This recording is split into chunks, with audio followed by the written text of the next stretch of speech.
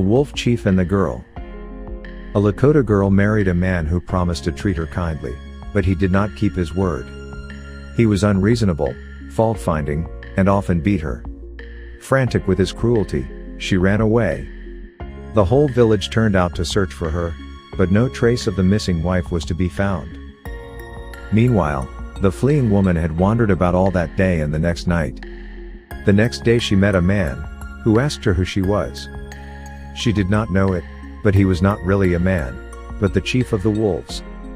"Come with me," he said, and he led her to a large village. She was amazed to see here many wolves, gray and black, timber wolves and coyotes. It seemed as if all the wolves in the world were there. The wolf chief led the young woman to a great tipi and invited her in. He asked her what she ate for food. "Buffalo meat," she answered. He called 2 coyotes and bade them bring what the young woman wanted. They bounded away and soon returned with the shoulder of a fresh killed buffalo calf.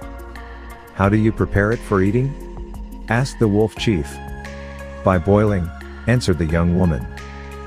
Again he called the 2 coyotes. Away they bounded and soon brought into the teepee a small bundle.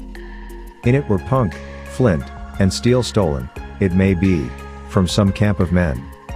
"How do you make the meat ready?" asked the wolf chief. "I cut it into slices," answered the young woman. The coyotes were called and in a short time fetched in a knife in its sheath. The young woman cut up the calf's shoulder into slices and ate it. Thus she lived for a year, all the wolves being very kind to her. At the end of that time, the wolf chief said to her, "Your people are going off on a buffalo hunt. Tomorrow at noon they will be here.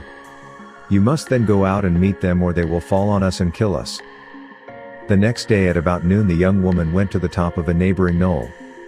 Coming toward her were some young men riding on their ponies. She stood up and held her hands so that they could see her. They wondered who she was, and when they were close by gazed at her closely. "A year ago we lost a young woman. If you are she, where have you been?"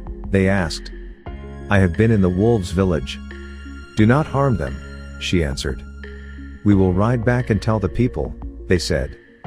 "Tomorrow at noon, we shall meet you." The young woman went back to the wolf village, and the next day went again to a neighboring knoll, though to a different one. Soon she saw the camp coming in a long line over the prairie. First were the warriors, then the women and teepees. The young woman's father and mother were overjoyed to see her. But when they came near her the young woman fainted, for she could not now bear the smell of humankind. When she came to herself she said, "You must go on a buffalo hunt, my father and all the hunters. Tomorrow you must come again, bringing with you the tongues and choice pieces of the kill." This he promised to do, and all the men of the camp mounted their ponies and they had a great hunt. The next day they returned with their ponies laden with buffalo meat. The young woman bade them pile the meat in a great heap between 2 hills which she pointed out to them. There was so much meat that the tops of the 2 hills were bridged level between by the meat pile. In the center of the pile, the young woman planted a pole with a red flag. She then began to howl like a wolf, loudly. In a moment the earth seemed covered with wolves. They fell greedily on the meat pile and in a short time had eaten the last scrap. The young woman then joined her own people.